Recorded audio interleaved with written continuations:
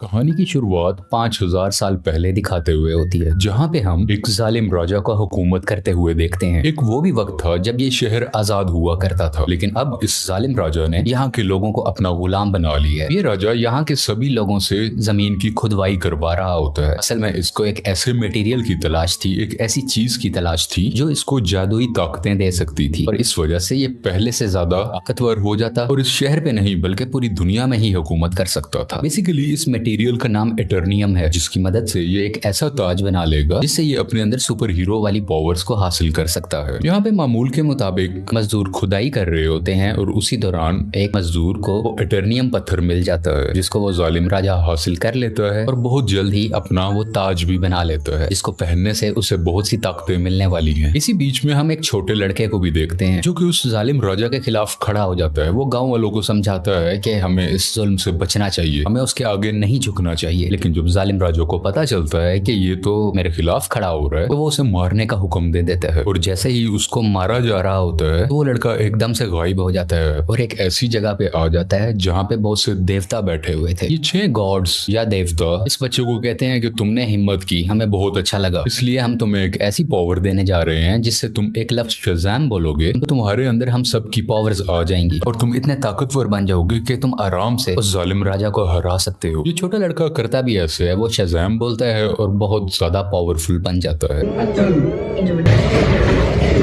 और फौरन ही वो उस राजा के महल में आ जाता है, जहाँ पे वो अपना शैतानी ताज पहन रहा होता है कि उसके पास बहुत सी पावर्स आ जाए। लेकिन जो छोटा लड़का जो शज़ाम बोलने के बाद अब बहुत पावरफुल बन चुका है, वो वहाँ आके तबाही मचा देता है और सबको मारने लगता है। ये इतने गुस्से में होता है कि जालिम राजा के साथ साथ वहाँ के पूरे शहर को ही तबाह कर डालता है। और यहीं से कहानी जाती है 5000 साल बाद और हम प्रेजेंट का टाइम देखते हैं। अभी के टाइम पे भी हमें वही शहर दिखाया जाता है जहाँ पर एक गैंग ने पूरे तरीके से शहर पे कब्जा किया होता है। ये लोगों पे जुल्म कर रहे हैं, लूट मार कर रहे हैं, पूरी तरह से इस शहर को कंट्रोल में कर रखा है। असल में इस गैंग का एक ही मकसद है कि उस ताज को तलाश करना, यानी कि ये उसी क्राउन, उसी ताज को तलाश कर रहे होते हैं जो आज से 5000 साल पहले उस जालिम राजा ने बनाया था। वो खुद तो मारा गया था, लेकिन उसका ताज अभी भी कहीं ना कहीं इसी शहर में ही दफन है। अब हम एक लड़की को देखते हैं जिसका नाम एड्रियाना है। वो भी इसी ताज को ही ढूंढ रही होती है। ये लड़की पुरानी चीजों को ढूंढने में काफी एक्सपर्ट है क्योंकि ये आर्कियोलॉजिस्ट है, यानी ये वो लोग होते हैं जो जमीन की खुदाई करते हैं और हिस्ट्री की बहुत सी चीजों के बारे में काफी मालूमात भी रखते हैं। तो ये लड़की एड्रियाना एक केव में जाती है, एक गार में जाती है, जहाँ पे काफी कोशिशों के बाद इसको वो ताज मिल भी जाता है। अभी एड्रियाना और उसके साथी इसी बात को लेके खुश हो ही रहे होते हैं तो हमें पता चलता है कि इसी का एक साथी जिसका नाम इस्माइल है, वो उसी गैंग के साथ मिला हुआ है जिसने पूरे शहर पे कब्जा कर रखा है। तभी इस्माइल अपने साथ आए हुए एक साथी को मार देता है और अपने गैंग के दूसरे लोगों को भी उसी गार में बुला लेता है।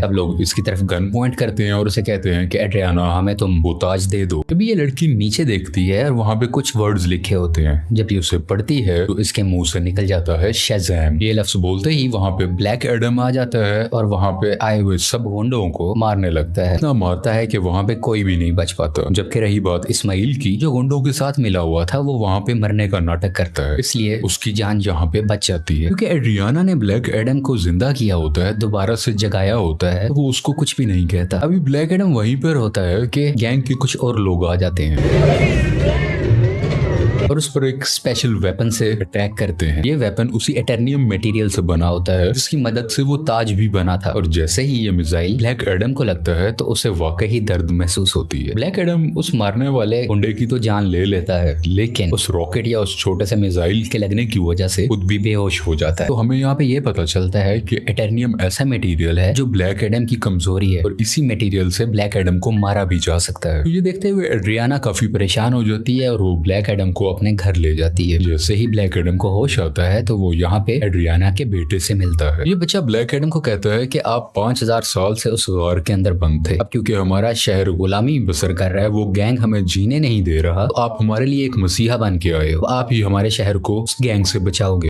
लेकिन ब्लैक एडम को यहाँ पे कोई फर्क नहीं पड़ता। वो कहता है कि आज से 5000 साल पहले ये मेरा शहर हुआ करता था, अब यहाँ पे सब कुछ बदल चुका है, तो इस शहर को बचाने के लिए मैं रिस्पॉन्सिबल नहीं है, मुझे इस शहर और यहाँ के लोगों से कोई मतलब नहीं है। और ये बात कहते ही वो घर से बाहर आ जाता है और शहर में फिरने लगता है और शहर को देखने लगता है। इसके बाद हम एक फीमेल लीडर को देखते हैं जिसका काम इस दुनिया में आने वाले सुपर हीरो और सुपर विलन्स को रोकना होता है। दुनिया में ऐसे हालात रखने होते हैं जिसकी वजह से आम लोगों को कोई मुश्किल ना आए और हमारी जमीन को भी कोई खतरा ना हो। वो यहाँ पे एक सुपर हीरो हॉकमैन से बात कर रही होती हैं, कहती हैं कि ब्लैक एडम अब वापस आ चुका है और उसे अगर रोका ना गया वो पहले की तरह इस बार भी बहुत ज्यादा तबाही मचा सकता है, और वो अगर पागल हो गया, वो गुस्से में आ गया, तो उसको रोकना लगभग नामुमकिन है। हॉकमैन इस चीज के लिए राजी हो जाते हैं और अपनी टीम इकट्ठी करते हैं जिसमें और भी बहुत से सुपर हीरो शामिल होते हैं और सब मिलके ब्लैक एडम को पकड़ने के लिए निकल जाते हैं। दूसरी तरफ उस गैंग के कुछ लोग एड्रियाना के घर पहुंच जाते हैं क्योंकि उन्हें पता था वो ताज अभी भी उसी के पास है, तो वो ताज लेने ही गए थे। और जैसे ही वो लोग एड्रियाना की फैमिली पे हमला करने वाले होते हैं तो ब्लैक एडम्स वहां पे उनको बचाता है और उस गैंग के लोगों को एक बार फिर से मार डालता है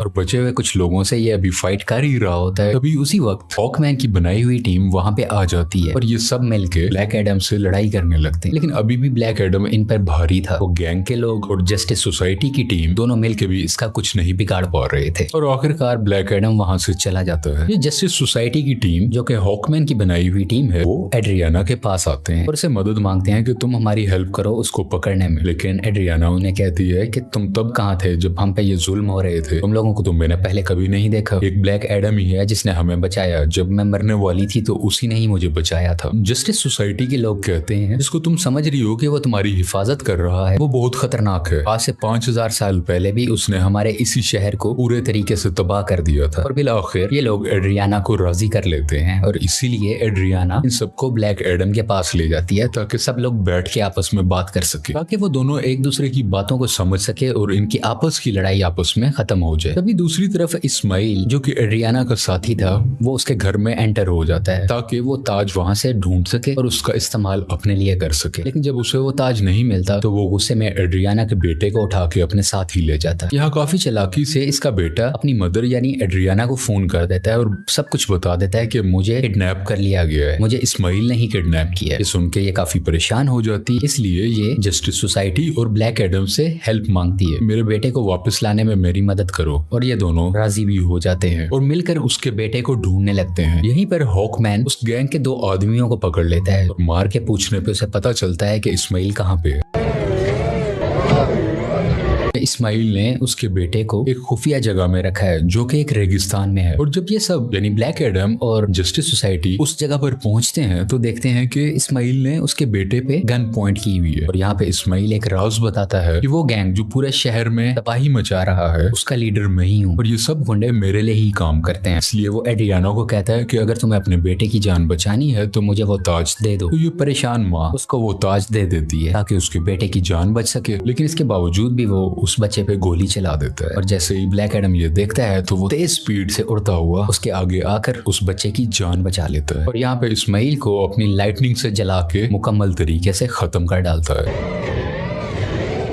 यहाँ पे ब्लैक एडम भी हॉकमैन से मिलता है और उसको एक बहुत बड़ा राज बताता है कि आज से 5000 साल पहले वो लड़का जिसने जालिम राजा के खिलाफ आवाज उठाई थी वो मैं नहीं था बल्कि वो मेरा बेटा था। और जब जालिम राजा मेरे बेटे को मार रहा था तो वो उसी वक्त वहीं से गायब हो गया था। इस चीज को देखते हुए जालिम राजा को बहुत गुस्सा आया क्योंकि अब वो मेरे बेटे को तो ढूंढ नहीं पा रहा था, तो उसने मुझे मेरे घर वालों को पकड़ लिया और हमें बहुत मारा पीटा। हमें इतने बुरे तरीके से मारा गया कि शायद कोई जानवरों पे भी ऐसा सलूक नहीं करता। देखते ही देखते मेरी वाइफ वहीं पर मारी गई और मैं भी तकरीबन मरने ही वाला था। तभी मेरा बेटा मेरे पास वापस आ गया जिसके पास बहुत सी शक्तियां थी, बहुत सी पावर्स थी और उसने अपनी सारी पावर्स मुझे दे दी, यानी कि अब सारी पावर्स मेरे अंदर आ चुकी थी। अभी हम दोनों बात कर ही रहे थे तभी जालिम राजा के लोगों ने एक बार फिर से हम पे हमला कर दिया। वहां पे मैं तो बच गया क्योंकि मेरे पास बहुत सी पावर्स थी, लेकिन मेरा बेटा मेरी आंखों के सामने ही मारा गया। अपने बेटे को मरता हुआ देख के मैं आग बबूला हो गया, यानी मुझे बहुत गुस्सा आ गया और मैंने जालिम राजा और उसके लोगों को तो मार दिया, लेकिन वो पावर्स, वो शक्तियां मेरे काबू में नहीं रही। मैं उन्हें कंट्रोल ही नहीं कर सका और देखते ही देखते ये पूरा शहर मेरे ना चाहते हुए तबाह हो गया। मेरा ऐसा करने की वजह से उन देवताओं ने, जिन्होंने मेरे बेटे को शक्ति दी और वो शक्ति अब मेरे पास है, वो बहुत नाराज हो चुके थे कि मैंने अपनी पावर का मिसयूज किया है, मैंने अपनी पावर को कंट्रोल में नहीं रखा। इसीलिए उन्होंने मुझे उस केव में बंद कर रखा और मैं कई हजार साल तक उस गार के अंदर बंद रहा। जब एड्रियाना ने आके नाम लिया तो मैं एक बार दोबारा से जिंदा हो गया। यहाँ पे ब्लैक एडम को अभी भी बहुत अफसोस होता है कि उसकी वजह से पहले भी बहुत ज्यादा तबाही मची और अब भी बहुत ज्यादा तबाही मची है, बहुत से लोग मारे गए। वो हॉकमैन को कहता है कि मैं सरेंडर करना चाहता हूँ, मैं अपनी पावर्स को खत्म करके तुम लोगों के हवाले करना चाहता हूँ ताकि मेरी वजह से किसी को कोई नुकसान ना पहुंचे। इसके बाद ब्लैक एडम शज़ैम का वर्ड बोलता है, जिससे वो वापस से अपनी एक नॉर्मल फॉर्म में आ जाता है, यानी वो एक नॉर्मल इंसान बन जाता है जिसके पास इस वक्त ऊपर पावर्स नहीं है। और जब तक ये दोबारा शज़ैम नहीं बोलेगा तब तक ये वापस से ब्लैक एडम नहीं बन सकता। इसलिए ये इनसे रिक्वेस्ट भी करता है, तुम मेरे साथ कुछ ऐसा करो कि मैं दोबारा से ये वर्ड बोल ही ना सकूं। आखिरकार ब्लैक एडम को पानी के अंदर डाल दिया जाता है और उसके मुंह में एक ऐसी डिवाइस लगा दी जाती है जिस वजह से ये बोल ही ना पाए। ये एक छोटी सी जेल होती है जिसमें ब्लैक एडम को बंद कर दिया जाता है। दूसरी तरफ हमें इस्माइल को दिखाया जाता है जो कि मर चुका था और अब वो हेल के अंदर आ गया है। इस्माइल को एक बात शुरू से पता थी कि अगर वो उस ताज की ताकत को हासिल करना चाहता है तो उसका तरीका ये है कि उसको वो ताज अपने हाथ में पकड़ना होगा और उसी वक्त कोई ना कोई उसको मारे कि वो मर के हेल में आ जाए, यानी कि जहन्नुम में आ जाए और वो हेल के डीमन से यहाँ पे मिल सके जिनसे वो पावर हासिल कर सके। ये सारी बातें इस्माइल शुरू से ही जानता था, इसीलिए उसने ब्लैक एडम को उकसाया कि मैं जैसे ही एड्रियाना के बेटे को मारूंगा ब्लैक एडम आके उसे बचाएगा और मुझे मार डालेगा और उसी वक्त ताज भी उसके हाथ में ही था। ये सब बातें ये शुरू से जानता था और सब कुछ इसके प्लान के मुताबिक ही हो रहा था। यहाँ हेल के डीमंस इस्माइल से मिलते हैं और उसको अपनी पावर्स दे देते। पहले जैसा इंसान नहीं था, ये सबाक बन चुका होता है। इन पावर्स के साथ इस दुनिया में आ जाता है और हर तरफ तबाही मचाने लगता है। तो जैसे ही जस्टिस सोसाइटी को इसके बारे में पता चलता है तो वो इसके मुकाबले के लिए इसके सामने आते हैं। यहाँ पे काफी देर लड़ाई चलती रहती है, लेकिन सबाक क्योंकि बहुत ज्यादा पावरफुल था ये सब मिलके भी उसको नहीं रोक पा रहे थे।